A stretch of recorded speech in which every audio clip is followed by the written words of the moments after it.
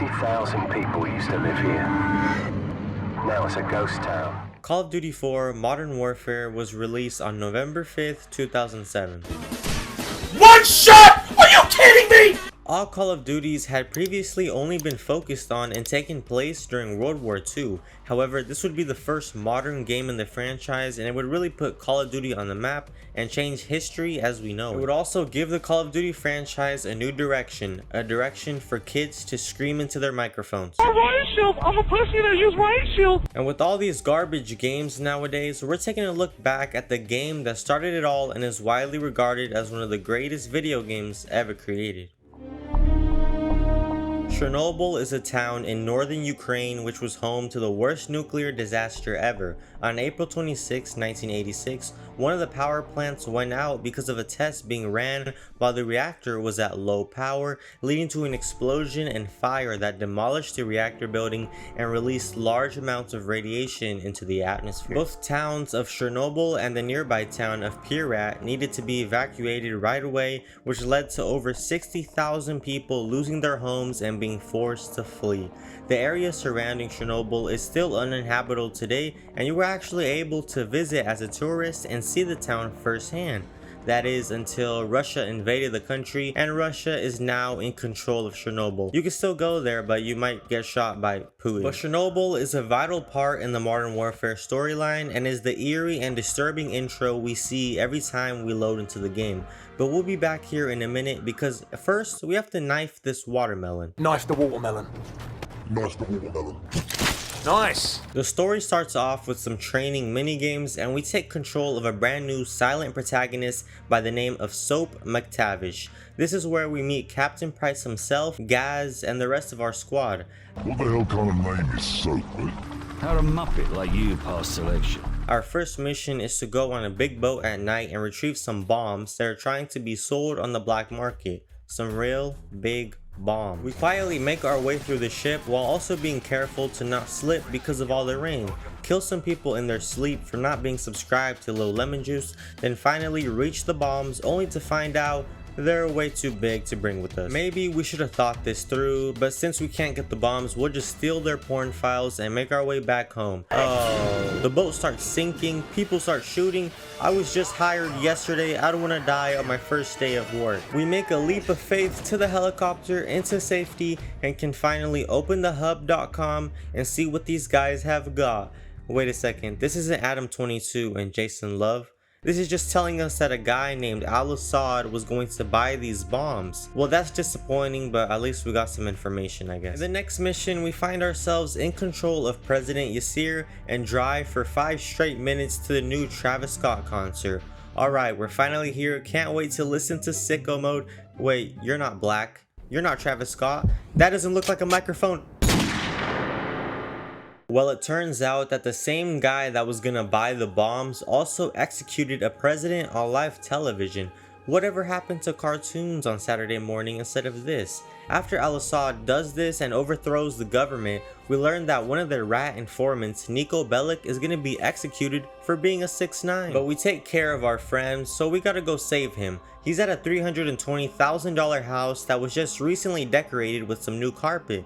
But there might be a few red stains after we cut the power out and turn on our night goggles and hold down the right trigger. After rescuing Nikolai, we then take control of our American Sergeant Paul Jackson for the first time. The US launches an invasion in hopes to restore order and keep Al-Assad out of power. We get word that he's watching TV in a broadcasting station and spreading some Joseph Stalin propaganda, so we gotta raid the place and find this Saudi Arabian man before his message gets out there. We break down the door and are ready to kill Al-Assad. What? Well, it turns out he's not actually here, and it's just him talking on a TV in a loop, and there's also a green screen, which is how they made the moon landing. So I guess we wasted all this time. At least we can go eat some ice cream now. Staying with Sergeant Jackson, we then go to the bog, which is also a multiplayer map, and our tank is stranded here, and there's some guys in mounted MGs killing all of us. we can choose to save this guy coming up the stairs, but he's been complaining too much lately about his medical bills, so he's lucky if I decide to save him. We pick up a nice and long javelin, destroy the enemy tanks, then go to where the rest of our friends are hanging out, destroy some anti-aircraft weapons, call in the air support, and we live to see another day. Coming back to where we left off with Soap and the rest of the crew, on our way to the safe house, the helicopter that was supposed to pick us up gets shot down, so we gotta hide in some cornfields and shacks to avoid the enemy helicopter looking for survivors. Eventually, that little cupcake in the helicopter spots us, but have no fear, we find a stinger in a barn next to some grass-fed cows that were being milked, shoot down the bitch, and have freedom. No, never mind. There's a lot of guys trying to kill us out here, but luckily we've got a friendly... We actually get to control it ourselves and help the beloved Captain Price and company navigate these unhealthy cornfields by shooting missiles and machine guns at anyone in their path. We eventually escape and make it to the safe house. Going back to Sergeant Jackson, our tank has been fixed and we are able to defend a counterattack. Making our way down the street, we blow up some more homosexuals, including an enemy tank, and group up with Lieutenant Vasquez to find Al-Assad. The squad groups up to launch an attack on where Al-Assad is said to be. We are launching an attack on the capital city of New Hampshire, shooting some nerds in a helicopter with a machine gun, but as we are about to leave, our friendlies in the helicopter get shot down and deep-throated. Lieutenant Vasquez decides to stop and try to save them. Our commanding officer tells us that if the nuke goes off, we won't be a safe distance away. I mean, is this guy crazy? A nuke? Where would he get that? But anyways, we've only got a minute and a half to save our pilot, so we shoot some more virgins, throw this female pilot over our shoulder, and into the helicopter. We are finally able to escape and be safe for now. Wait, what is that? Guys, I didn't think Fallout 5 was coming out this year. What is going on? Hang on to my hand.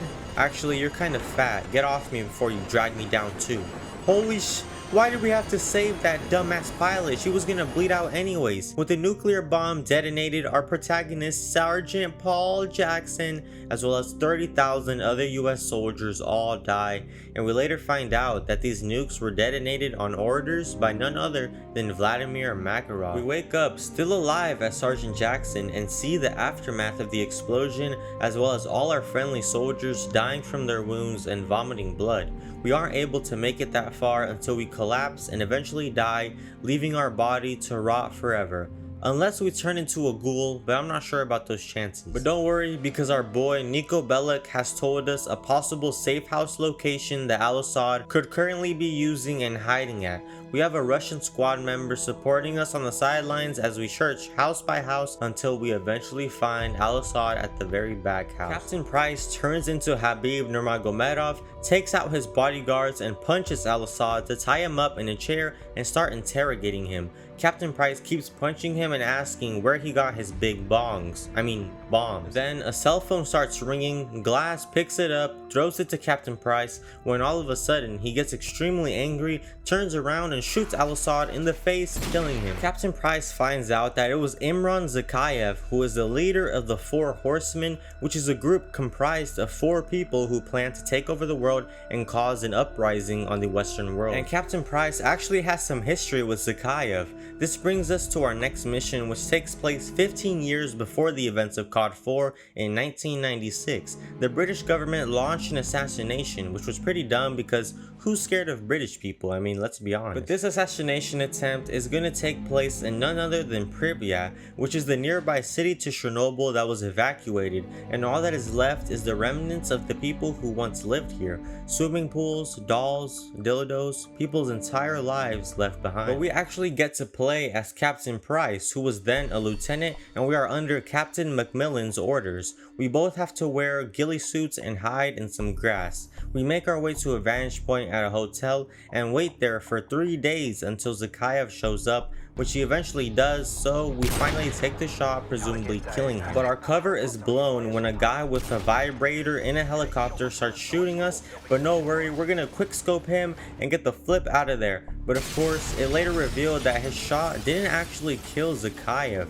but it blew his arm off. We try to lose them by running through some buildings, but another helicopter comes after us, so we shoot it down, and then, oh my Captain McMillan gets his legs trapped in the debris and is unable to walk any farther. We are forced to carry him on our shoulder and continue the mission. When we arrive at our extraction point, which is an abandoned Ferris wheel at the Pripyat amusement park, we wait for our troops and hold off all the scary radioactive people while McMillan just sits there like a bitch. We eventually get saved and live to see another day. We go back to being a bar of soap and then we charge down the hill with our squad, but we then start getting big ass eggplant shaped mortars landing down on our heads, so we get our hands on a minigun and start dropping some bombs from heaven.